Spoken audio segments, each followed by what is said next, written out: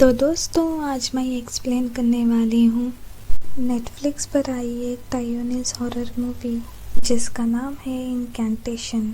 इस मूवी को डायरेक्ट किया है केविन क्यू ने। ये मूवी ताइवान में मार्च 18 को रिलीज किया गया है। ये हाईएस्ट ग्रॉसरिंग ताइवानीज हॉरर मूवी है और इसको one of the scariest horror movie बताया गया है। सबसे बड़ी बात है, ये मूवी एक रियल कहानी से इंस्पायर्ड है। इसके बारे में मैं ये मूवी के एंड में बात करूंगी। नेटफ्लिक्स में 8 जुलाई को रिलीज हुई है। अगर आपने इस मूवी को नहीं देखा है तो मेरी पर्सनल रिकमेंडेशन है, अच्छी नहीं लगी तो बताना। ताइवान से काफ़ी बढ़िया हॉरर मूवीज निकल रही हैं।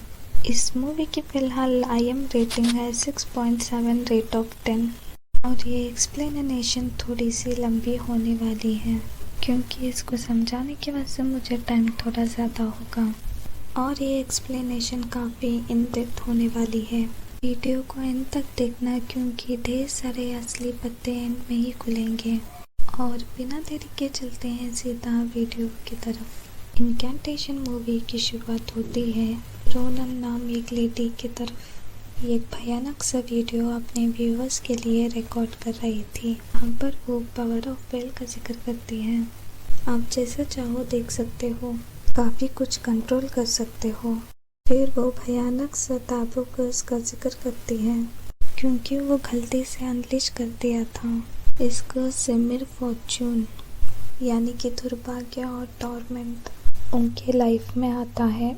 जो भी लोग इसके चपेटे में आ जाते हैं वो अपने व्यूअर्स से अपनी बेटी को बचाने के लिए रिक्वेस्ट करती है, साथ ही साथ इनकैंटेशन करने को बोलती है जिससे कि ब्लेसिंग्स आएंगी।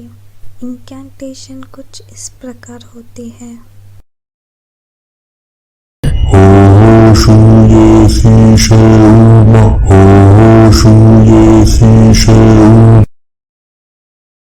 साथ ही साथ रोनन यहाँ पर एक सिंबल को याद रखने के लिए बोलती है।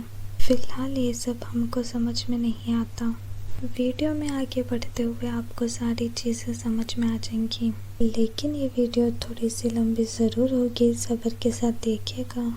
लेकिन एंड बहुत ही भयानक है। खैर, अब रोनन काफ़ी पहले का एक वीडियो प्ले करती है जिसका टाइटल मॉम एंड डैड था। ये वीडियो कुछ साल पहले का था और रोनन के मदर फादर कार में कहीं जा रहे थे। DOD के बारे में बात कर रहे थे, विश्वास मत करो। भी उनकी कार का एक्सीडेंट हो जाता है। रोनन के डैड अपना नाम लेते हुए सुसाइड कर लेते हैं।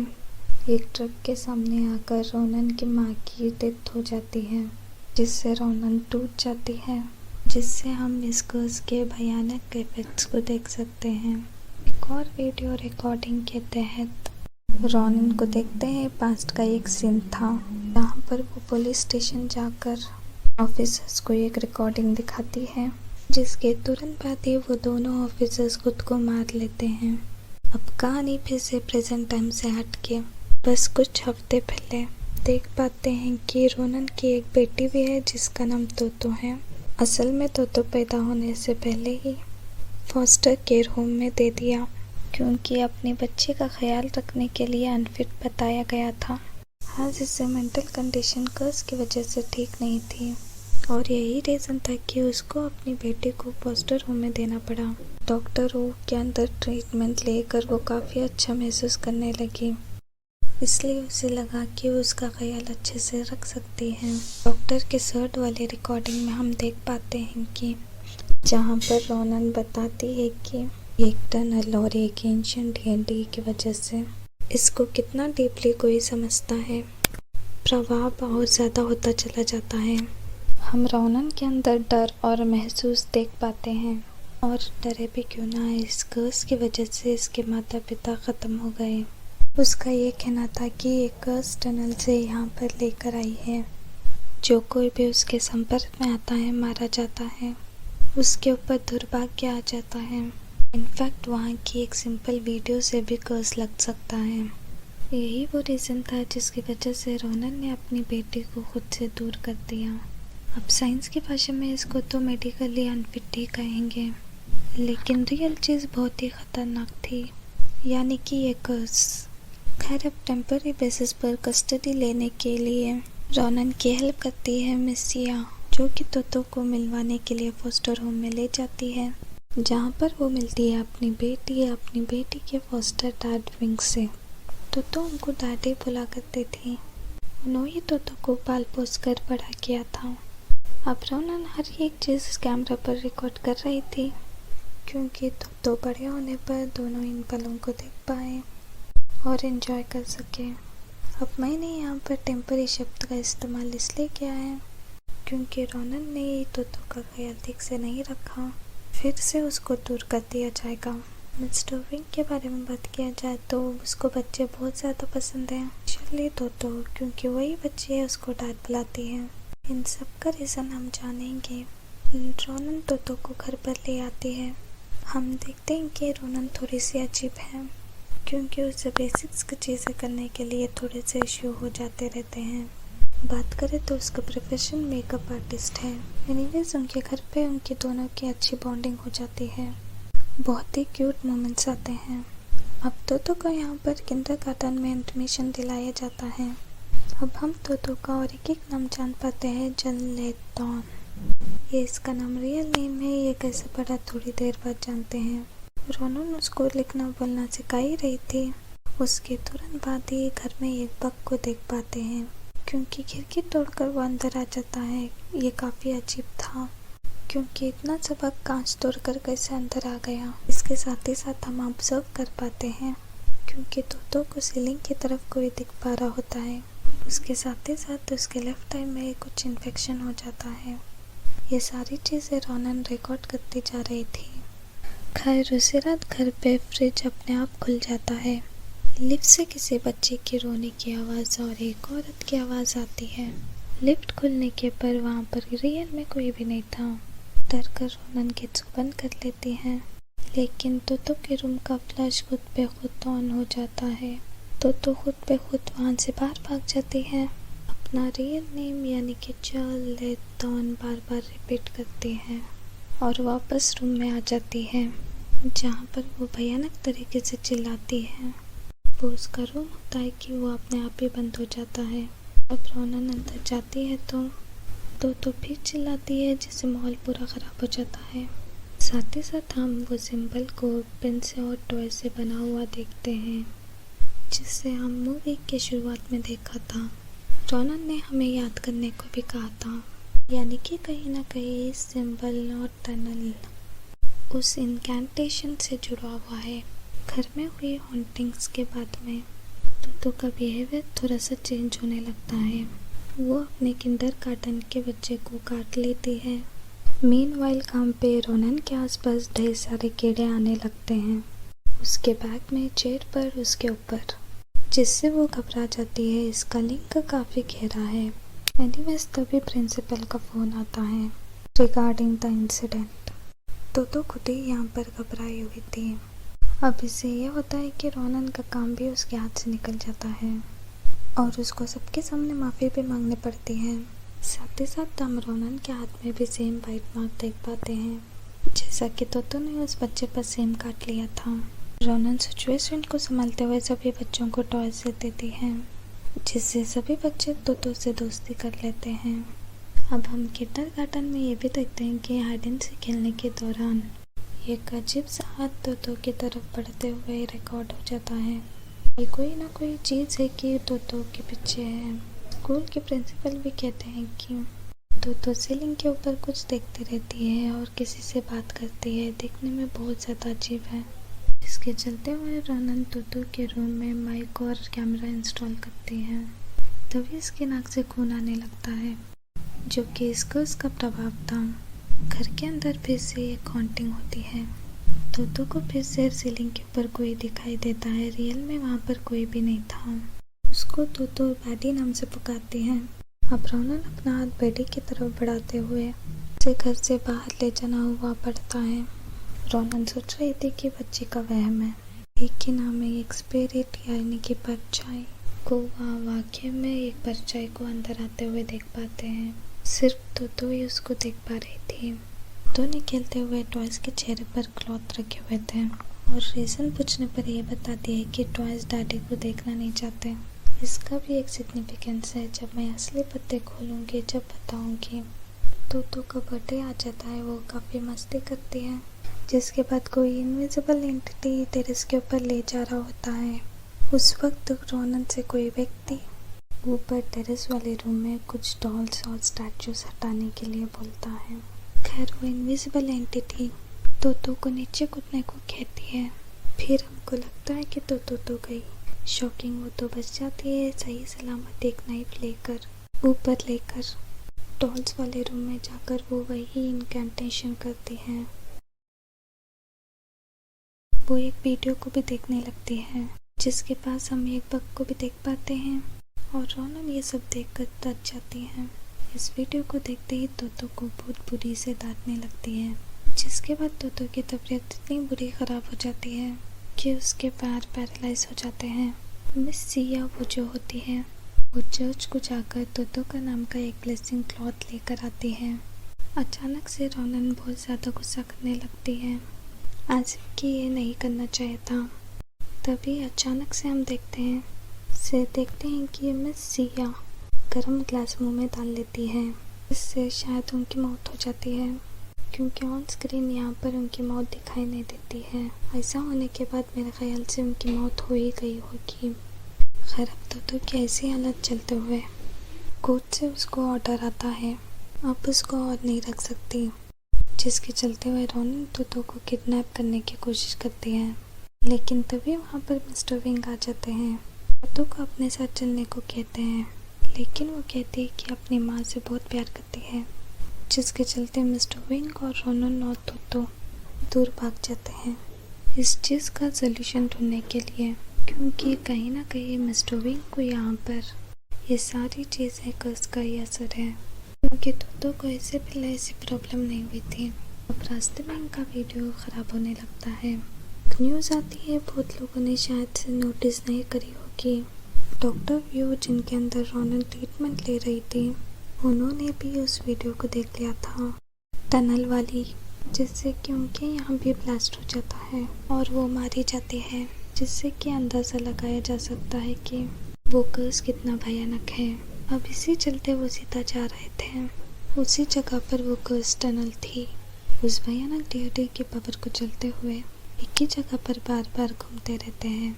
कोई अननोन पावर इनको हमला करती है, जिससे ये फिर से इनकैंटेशन करते हैं, जिससे ये बच जाते हैं। अब तोतो को ले जाया जाता है टेम्पल में, उसकी जान बचाया जा सकता है। जिसको इस टनल की वीडियो रिकॉर्ड करी गई थी, उसको कोर्ट के पास में रख दिया जाता है।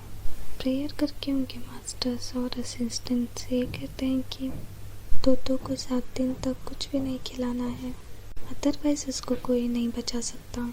होता भी ऐसा है कि तोतो को खाना नहीं दिया जाता, लेकिन अल्टीमेटली एक माँ है, 3 दिन बाद वो पाइनएप्पल खिला देती है, क्योंकि वो तोतो का फेवरेट था। लेकिन ऐसा करते ही तोतो के स्किन के ऊपर छोटे छोटे होल्स होने लगते हैं। बेसिकली तोतो की स्किन सड़ने लगती है। इस कर्स का मेन कॉमन है। साथ ही साथ हम ये देख पाते हैं कि उस कैमरा को मिस्टर विंग ने चुरा लिया था, ताकि वो कर्स को समझ पाए, क्योंकि वो यहाँ पर फादर का रोल निभाना चाहते थे। इस कर्स के अंदर मिस्टर विंग यहाँ समझते थे नॉर्मल बुरा का स्क्रिप्चर्स हैंड साइन होता है, वो जो अंदर की तरफ होता है, लेकिन ये जो कर्स है अंदर जो साइंस है वो अपोजिट डायरेक्शन में है, मतलब कि स्प्रेड होने वाले। साथ ही साथ वो उस कैमरा के अंदर फोटो को रिकवर करने की कोशिश कर रहा थे, क्योंकि ये वीडियो करप्ट नहीं थी, इसको डिलीट किया गया था। लेकिन प्रॉब्लम यही था कि टनल की जो फुटेज, उसे रिकवर होने में काफ़ी दिक्कत आ रही थी। साथ ही साथ मिस्टर विंग के ऊपर भी असर चलने लगा था, उनके नोज पे ब्लीडिंग, उनके नेक पे प्रॉब्लम आ रहा था। तब जाकर मिस्टर विंग को गूगल पे सर्च करने पर एक ओल्ड यूनान मॉम के बारे में पता चलता है। उनको मिलने के लिए वो चले जाते हैं, ताकि वो इस स्क्रिप्चर को समझ सकें। इन सारी रिकॉर्डिंग भेज देता है रोनन को, जहाँ पर वो कुछ सच्चाई बयां करता है कि उसी ने कोर्ट के अंदर नोटिस दिया था तोतो को दूर भेजने के लिए, वो खुद तोतो को बहुत पसंद करता है। वो बायोलॉजिकली कभी डैड नहीं बन सकता। तोतो ने उसको डांट कहा, वो तोतो की तरफ खींचा चला गया। इसके लिए वो रोनन से माफ़ी भी मांगता है। साथ ही साथ वो ये भी कहता है कि उसने टनल की फुटेज रिकवर कर लिया। मिस्टर विंग भेज देता है रोनन को। साथ ही साथ अपना नाम लेकर खुद की जान लेता है। उसे ऐसा दिखाई दे रहा था कि कोई सीलिंग पर दिख रहा हो। मीनवाइल रोनन ये सब देख कर डर जाती है और तो किसकी नौबत चलने लगती है। वो समझती है कि उसे पाइनएप्पल खिलाने से ही ऐसा हुआ होगा। उसे बताया गया था कि पाइनएप्पल या और चीज़ नहीं खिलानी है। तोतो को वोमिट कराई जाती है, जिससे पाइनएप्पल साथ साथ कीड़े भी उसके मुंह से निकलते हैं, जिसके साथ वो जाती है सीधा टेम्पल में उन्हीं मास्टर के पास। लेकिन मास्टर मारे जा चुके थे और उनके असिस्टेंट को किसी ने पजेस कर लिया था। कि ये हेयर और स्किन को हटा रही थी।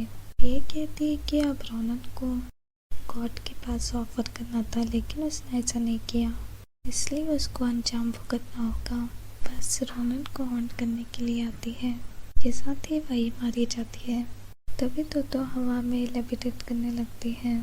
तभी उसको अननोन एनर्जी सीधा फ्लोर पे हिट कर देती है, जिससे कि तो कोमा में चली जाती है। अब बात है मूवी के स्टार्टिंग वाले सीन में। यहाँ पर व्यूअर्स को अपनी बेटी के लिए हेल्प मांग रही थी। एक बात बार बार कह रही थी कि अब एक ही रास्ता बचा है। अब आपको समझ में आ गया है कि स्टार्टिंग वाला सीन एग्जैक्टली क्या था, और स्टार्टिंग वाले सीन में इतना कुछ हो गया था। अब दोस्तों कहानी जाती है सीधा 6 साल पहले, जब ये सब कुछ शुरू हुआ था। उनकी टनल वाली वीडियो रोनन देखना शुरू करती है। वही हम देखते हैं 3 लोगों को, रोनन और उसके बॉयफ्रेंड टॉम और उसके भाई यूएन को। ये गोस्ट बस्टर्स होते हैं। उनके चैनल का नाम होता है स्ट्रेंज मर्मर्स। ये तीनों ही शहर में टॉम और यूएन के शहर में जा रहे थे, वहाँ के हॉन्टेड टनल के रहस्य को मिटाने के लिए। लेकिन रास्ते में इनकी कार स्टैचू की वजह से खराब हो जाती है। टॉम का कहना था कि स्टैचू की पूरा उसकी फैमिली करती आ रही है, जिसका नाम है मदर बूढ़ा।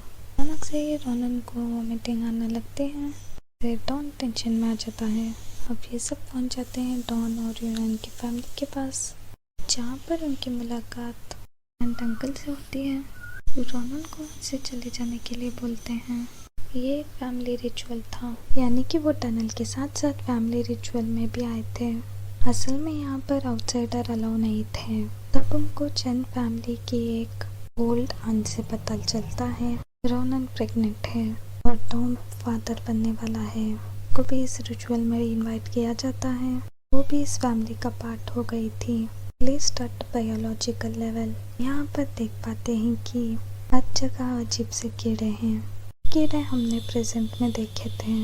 अब एक एक करते सारे लिंक से जुड़े चले जाएंगे। दिल थाम के बैठेगा, क्योंकि यहाँ पर ढेर सारे असली पत्ते खुलेंगे, जिससे आपका दिल दहल जाएगा। फिर सभी लोग ग्रेट आंट को क्रिएट करते हैं। एक छोटा सा प्री रिचुअल परफॉर्म करने जाते हैं, क्योंकि मेन रिचुअल जो था वो लेट नाइट को होने वाला था। आपको ये कहा जाता कि इनका रियल नेम मदर बूढ़ा को ऑफर करना होगा। अब ये इस जगह पर अपना रियल नेम नहीं रख सकते, ना ये उसके माइंड में उसके बारे में सोच सकते हैं। और शॉकिंगली आंट को ये बात भी पता था कि रोनन के कोख में एक लड़की पल रही है। आंट ने हाथ छूकर ये भी बता दिया था कि ये एक लड़की होगी, जो कि और नहीं बल्कि तोतो है। आंट का ये कहना था कि 10 साल बाद मदर बूढ़ा को पूछने आना होगा। साथ ही साथ जो बच्ची पैदा होने वाली है उसका नाम भी मदर बूढ़ा को ऑफर करना होगा। यानी कि ये रिचुअल अभी का नहीं है, बहुत पुराना है। यही रीज़न है कि डॉन और यूएन को देखते ही उनके ग्रैंडफादर ने कहा था कि कितने बड़े हो गए, क्योंकि यहाँ पर वो 10 साल बाद आ रहे थे। पहले से डॉम और यूएन के भी रियल नाम नहीं होंगे। यहाँ पर हम एक लड़की को भी देख पाते हैं कि मदर बूढ़ा के द्वारा चुनी गई थी, यानी कि मदर बूढ़ा उसके जरिए उसे कांटेक्ट करती है इनडायरेक्टली। उस लड़के का आंट का ये कहना था कि मदर बूढ़ा रोनन से काफ़ी खुश है, क्योंकि उस बच्चे का नेम भी ऑफर कर रही थी। लेकिन इन तीनों को इस चीज़ पर भरोसा नहीं था। उनको काफ़ी अजीब लगता है वन को इंडिविजुअल ज़्यादा फेक लग रहे थे। वन और टॉम की मिक्स फीलिंग थी, लेकिन ये सब बाहर निकल जाते हैं उस टनल की तरफ। हम देख पाते हैं कि वही लड़की सारे गाँव वाले सेम इनकैंटेशन गा रहे थे जो कि हमें शुरुआत में सुना था। बट वो लड़की जिसने मदर बुढ़ा ने चुना था उनको देख लेती है। रोनन को अपने साथ एक जगह पर ले जाती है जहाँ पर हम सीलिंग पर पहली बार मदर बुढ़ा की एग्जैक्ट पेंटिंग देख पाते हैं। शायद से आपको समझ में आया होगा मदर बुढ़ा के जो विक्टिम्स होते हैं क्यों अपना नाम लिया करते थे और सीलिंग की तरफ देखा करते थे।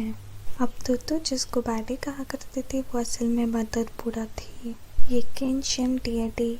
इस पेंटिंग में नोटिस करने वाली बात ये है कि मदर बुढ़ा के ढेर सारे हाथ थे, जहाँ पर कुछ हाथों में इंसानों की गर्दन थी, प्लेट में खून, ये हाथ में कटे हुए बाल। छोटे छोटे बच्चे उसके पास में थे जो कि सिंबलाइज करता है ऑफरिंग को, जैसे कि ये लड़की थी गॉड्स के द्वारा चुनी गई थी। तोतो को बचपन में ही चुन लिया गया था। सबसे शॉकिंग था मदर बुढ़ा का फेस ही नहीं था, वहाँ पर कुछ लिक्विड था, शायद से खून हो सकता है जो कि बढ़ता रहता है, बहता रहता है, यानी कि ये ताज़ा था। रोनन ये देखकर डर जाती है। मुझको ऐसा लगता है कि हर 10 साल मदर बुढ़ा की जो शक्तियाँ होती हैं हर 10 साल वो थोड़ी सी ज़्यादा हो जाती है। वो लड़की अब फ्रॉग्स को हेयर खिलाने के लिए बोलती है, वो काफ़ी वियर्ड था। फ्रॉग हेयर को खा लेते हैं जो कि मदर बुढ़ा की एक और ऑफरिंग को दर्शाता है जो कि पेंटिंग में था। को नोटिस करने वाली चीज़ ये थी कि स्टैचूज के फेस को ढका गया था, लेकिन सारे के सारे स्टैचूज खुद पे रोनन की तरफ मुड़ जाते हैं। उनका पर्दा हट जाता है। रोनन काफी डर जाती है। इसलिए था रोनन अपना नाम सोच रही थी, इस रिचुअल पर बिलीव भी नहीं कर रही थी, इसलिए मदर बुढ़ा खुश नहीं हुई थी। वो लड़की वही रोनन के कान में इनकैंटेशन बोलने लगती है जो कि शायद से इनको बचाने के लिए था। तभी ग्रैंड अंकल वहाँ पर आ जाते हैं, उन सबको रूम में बंद कर देते हैं, लेकिन ये सब रुकने वाले कहाँ थे। तुरंत ही गेट को तोड़कर निकल जाते हैं उस टनल की तरफ। लेकिन रोनन फिर से वॉमिट करने लगती है। अभी डॉन ये कहता है कि होने वाली लड़की का नाम रखेंगे जर्लेटन। जी हाँ, आपको समझ में आ गया होगा कि नाम तो को क्यों प्रैक्टिस करवा रही थी। यही उसकी सबसे बड़ी गलती थी जिसके बारे में मैं आपको डिटेल में बताऊंगी। इसके पहले ही हम टनल के बारे में जान लेते हैं। अब वहाँ पर गाँव के लोग झांकियाँ निकालते हैं मदर बुढ़ा के लिए, क्योंकि मदर बुढ़ा ऊपर ब्लेसिंग्स बनाए रखे हैं। टनल की एंट्रेंस यहाँ पर काफ़ी छोटी होती है जो कि बंद हुई थी और गेट पर सेम इनकैंटेशन था और उसके सामने लेटी हुई थी वही लड़की, उसके पूरे शरीर पर वही इनकैंटेशन छपा हुआ था। यानी कि इस टनल के अंदर जो कुछ भी है उसको रोकने के लिए, शांत करने के लिए सब था। लेकिन रोनन इस बच्ची को संभालती है क्योंकि वो बेहोश हो गई थी। वह एक्साइटमेंट में टनल के एंट्रेंस गेट को ही तोड़ देता है। हम समझ पाते हैं कि इन्होंने बहुत बड़ी गलती कर दी है। टनल के अंदर सिर्फ यौन और ह्यूमन जाते हैं, जहाँ हर जगह पर स्टैचूज, मिरर, हेयर, टीथ थे, पर ढेर सारी चीज़ें भी थी। शायद ये मिरर्स मदर बुढ़ा को कंफ्यूज करने के लिए होगा। ये लोग सब कुछ उल्टा पुल्टा कर देते हैं। जो सेकेंड एंट्रेंस होती है उसको भी हटा देते हैं। यहाँ पर हम रियल मदर बुढ़ा के स्टैचू को देख पाते हैं जिनका चेहरा मंत्रों से कवर्ड होता है, और जो सिंबल हमको स्टार्टिंग में दिखाया गया था वो कुछ और नहीं मदर बुढ़ा का ही था। इस चीज़ का रेफरेंस हमको स्टार्टिंग से मिलते रहे हैं, जैसे कि तोतो कर रही थी। सारे के सारे जो खिलौने थे उनका फेस कवर रखा था। अब उनके फेस के पास से बच्चों की और लेडी की आवाज़ आ रही थी जो कि पूरे टनल में महसूस हो सकती थी। ऐसे ही आवाज़ें स्टार्टिंग में उनके लिफ्ट से भी आ रही थी। इसी टनल की रेफरेंस थी। डॉन इन आवाज़ों से आकर्षित हो जाता है और उनके फेस को अनकवर कर देता है और जोर से चिल्लाता है कि मेरा नाम क्या है, मेरा नाम क्या है। रियोन उसका रियल नाम बोल देता है, जर्लेटन। जी हाँ, यानी कि उसके बच्चे को अपना ही नाम दिया था। पर ऐसा बोलते ही वो वहाँ पर रखे हुए हेज को खाने लगता है और वहाँ से बहुत ही भयानक आवाज़ें आने लगते हैं। टनल हिलने लगता है और रॉन यहाँ पर पोसेस्ड हो जाता है। वहाँ के सारे मिरर्स खुद पे खुद टूटने लगते हैं और टनल के सारे वॉल से हाथ ही हाथ डॉन की तरफ बनने लगते हैं, जिससे यूएन की हालत खराब हो जाती है। और ऐसे ही हाथ हमने देखे थे तोतो के पास भी, यानी कि तोतो को कोई और नहीं मदर बूढ़ा ही लेने आ रही थी, क्योंकि रोनन तोतो को उनके पास नहीं लेकर गई। यूएन अब डॉन को अपने पास आते हुए देखता है। उसकी चाल पूरी बदल गई थी। वो जैसे ही उसको छूने जाता है उसका चेहरा पूरी तरह से सड़ गया था। यानी कि ये एंटिटी गॉड वगैरह नहीं है, यानी कि एक ईवल, यानी कि एक मलेशिया से एंटिटी है। डॉन खुद की जान ले लेता है। ये सेम चीज स्टार्टिंग से है। मदर बूढ़ा को दिया हुआ नाम आप नहीं ले सकते। अगर आपने ऐसा किया तो आपकी मौत पक्की और सोल मदर बूढ़ा की हो जाएगी। यूएन यहाँ पर पागल हो जाता है। अकेले ही टनल से बाहर आता है, जहाँ पर उसने सब कुछ अपने कैमरा पे रिकॉर्ड कर लिया था और यही रिकॉर्डिंग देखकर हर कोई अपने आप को मार सकता है। तोतो की तबीयत भी इसलिए ख़राब हुई थी। साथ ही साथ डॉक्टर वो पुलिस ऑफिसर्स भी इसलिए ही मारे गए थे। सबसे शॉकिंग बात, आज की डेट में भी तोतो मरने की कगार में ही थी और रोनन के शरीर में भी अजीब सी चीज़ें होने लगती हैं। पूरा गांव डॉम की डेड बॉडी टनल से बाहर लाते हैं और रोनन को थप्पड़ मारते हैं। उसने एक टेरिफाइंग कर्स को बाहर ला दिया। जज उसी को ब्लेम कर रहे थे, पर ये गलती तो यूएन की थी। फिर रोनन कैमरा को अपने पास रख लेती है और रोने लगती है। छोटी बच्ची उस कैमरा को खींचने लगती है। कुछ भी फायदा नहीं हो रहा था। रोनन को कुछ भी समझ में नहीं आ रहा था। वो छोटी बच्ची इस टनल को बाहरी दुनिया में जाने के लिए रोक रही थी, लेकिन रोनन नहीं रुकती। अब आता है भयानक सीन। पूरे गांव के अंदर कर्स फैल गया था। सबकी बॉडी सड़ने लगती है। डॉन को हवा में लटका कर जलाया जाता है। का ये मानना था कि डॉम सोर्स के पास से आया है, यानी कि मदर बूढ़ा से आया है, उसको जलाना ही सही होगा। लेकिन कोई भी फायदा नहीं होता। सभी गाँव वाले मारे जाते हैं और यूएन रोनन के हाथ पर काट लेता है और उसके दांत खुद पे खुद गिरने लगते हैं। इसके बाद वो खुद की जान ले लेता है। और आपको समझ में आया होगा कि रोनन के हाथ पर बाइट मार्क कहाँ से आया था। रोनन इतनी दहशत में थी कि वहाँ से कैमरा लेकर कार की मदद से भाग जाती है। तभी आज से 6 साल पहले ये सारी चीज़ें हुई थी और इसलिए रोनन पागल हो गई थी। और ऐसा होने के बाद कोई भी पागल हो सकता है। अब मूवी आती है प्रेजेंट टाइम में, जहाँ पर हम ये तो समझ गए कि ये एक कर्स है, लेकिन इसका डीप ओरिजिन अभी भी सामने नहीं आया है। मदर बूढ़ा एग्जैक्टली मलेशिया से है या फिर टनल के अंदर ऐसा तोड़ फोड़ करने की वजह से ऐसा हुआ। तो इसका जवाब है यूनान के उस मॉम के पास में, जो कि इसके बारे में सब कुछ जानते हैं। लेकिन इससे पहले हम ये भी देख पाते हैं कि तोतो को मदर बूढ़ा हॉस्पिटल से उठा कर ले जाती है, वो भी पीछे वाले गेट पर, जहाँ पर वही लड़की जो कि 6 साल पहले मदर बूढ़ा के द्वारा चुनी गई थी, वो वहाँ पर बेहोश पड़ी हुई थी। यानी कि अब चैन फैमिली से लड़की, रोनन और तोतो ही बचे हुए थे, बाकी सब खत्म हो गए। वो गाँव हॉन्टेड स्पॉट बन गया। उस लड़की को हॉस्पिटल में एडमिट किया जाता है। अब दोस्तों, अब यहाँ खुलते हैं इस कर्स के ओरिजिन्स के असली पत्ते।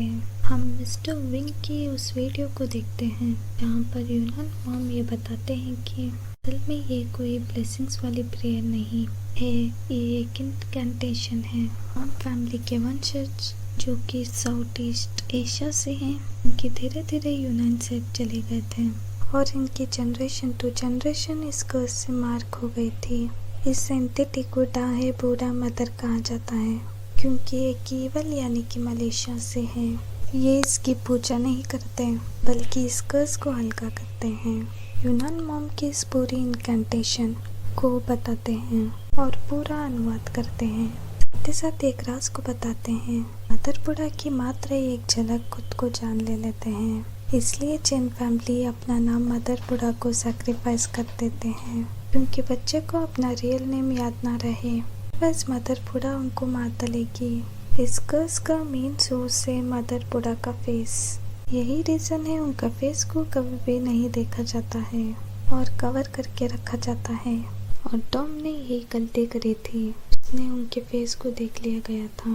सबसे बड़ी बात ये इस कर्ज को ख़त्म नहीं किया जा सकता, बट इसको हल्का कर सकते हैं, यानी कि इसको डाइल्यूट करना पड़ता है, वो भी ढेर सारे लोगों को बताकर। और शॉकिंगली रोनन शुरू से अब तक यही कर रही थी और इतने सारे व्यूअर्स को ये दिखाकर, और उसने यही किया और उसने सबको ट्रिक किया। और एक चीज़ और उनको पता चलती है, और मिस्टर मिंग तो और मॉम के पास में गए नहीं थे, लेकिन उस टनल से बचने के बाद अब रोनन प्रेग्नेंट थी जब उनके पास जा चुकी थी। जी हाँ, रोनन सब जानते थे कि इस कर्ज को डाइल्यूट ही किया जा सकता है। पुलिस ऑफिसर्स को वो यही वीडियो दिखाई और भी लोगों के साथ में वो यही किया, क्योंकि वो खुद को बचा पाए अपनी बच्ची को, इसलिए उसने फोस्टर होम में दे दिया था ये कर्ज उसकी बेटी पर ना जाए। लेकिन एक्चुअली वो समझ गई है खुद को क्या करना है अपनी बेटी को बचाने के लिए। सबसे पहले रोनन उस लड़की की तरह शरीर पर इस पूरी इनकेंटेशन को लिख लेती है, क्योंकि मदर बुढ़ा की मेन स्टैचू निकी सोल्स के पास वो तभी जा सकती है, अदरवाइज वो पसेस हो जाएगी और मारी जाएगी, यानी कि वो वहाँ पर थोड़ी देर भी नहीं टिक सकती। और अब उस गाँव वाली का एक और कान काट लेती है। उस लड़की के एक कान को मदर बुढ़ा ने बचपन में ही ले लिया था कि सबको ब्लेसिंग्स मिल पाए, क्योंकि वो एक मलेशिया से एंटिटी है। तो दूसरे कान को काट कर रोनन पहुंच जाती है सीधा उस टनल के अंदर, ताकि उस कर्ज को डाइल्यूट कर दे और ब्लेसिंग्स की तरह उसके बच्चे बच जाए। वो समझ गई थी कि वही उसको रोक सकती है, खुद को सैक्रिफाइस करके वो अपनी बेटी को बचा सकती है। सबसे पहले वो टनल के अंदर जाकर सारी चीज़ें ठीक करती है, जो कि टॉम और यूवन ने गलत कर दिया था। ये लास्ट वीडियो रिकॉर्ड करती है, काश उसने तोतो को जन्म ना दिया था। स्टार्टिंग में वो डरी हुई थी, लेकिन वो अब नहीं डरी हुई थी। वो चाहती है कि तोतो हमेशा खुश रहे। अगर इस टनल और कौन से बाहर नहीं जाते तो ये कर्ज बाहर निकलता ही नहीं, यानी कि ये सारा का सारा राज रिकॉर्ड कर रही थी ताकि उसकी बच्ची को इसकी ज़रूरत पड़े तो यहाँ पर वो सब कुछ देख पाए। साथ ही साथ वो व्यूअर से माफ़ी मांगती है, लेकिन वो अपनी बच्ची को बचाने के लिए वो यही रास्ता चुनी। वो अब खुद की आंखों पर पट्टी बांध लेती है। मदर बुढ़ा की फेस यानी सोर्स को देखना भयानक होगा, यानी कि वो अपना काम किए बिना ही मारी जाती है। वो अब कान को वहाँ पर रखते हैं एज एन ऑफरिंग, लेकिन साथ ही साथ उसके हाथ पर वही छाले पड़ जाते हैं। बस वो मदर बुढ़ा के फेस से पट्टी हटाती है। यहाँ पर हम शॉकिंगली जिंदा फ्लैश टाइप टनल को देख पाते हैं, जो कि शायद से जैसे दूसरे डायमेंशन की एंट्रेंस होगी। 6 साल पहले जो पेंटिंग रोनन ने देखी थी, उसके जो फेस पे स्पॉट्स थे और ब्लड था, वो इसलिए था वहाँ पर फेस है ही नहीं, बल्कि इवन का एक एंट्रेंस है जिसे लोग पागल होकर खुद की जान ले लेते हैं। उनको खुद का नाम लेना होता है, बुलवाने पर यहाँ पर मदर बुढ़ा उनको मजबूर कर देती है, और लोगों की स्किन पे जो निशान वो इसी फेस को प्रेजेंट करता है।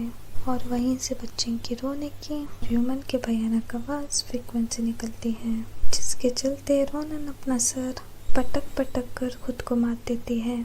और ये सब लाइव जा रहा था, जिसको सैकड़ों लोग देखते हैं और प्रेयर्स करते हैं, जैसे कि ये इनकैंटेशन होती है ना, उसका असर डाइल्यूट होता जाता है। और रोनन की मौत के साथ ही हम देख पाते हैं कि तोतो जिंदा है और अच्छी हो गई है, यानी कि रोनन की थ्योरी सही साबित हो गई। इनकैंटेशन का असर हल्का पड़ा चला जाता है। ढेर सारे लोग इसको एक साथ बोलते हैं, और यही रीज़न था कि पूरा गाँव इस रिचुअल को किया करता, बल्कि कोई प्रेयर्स नहीं थी, मदर बुढ़ा को शांत रखने के लिए था और कैद रखने के लिए था।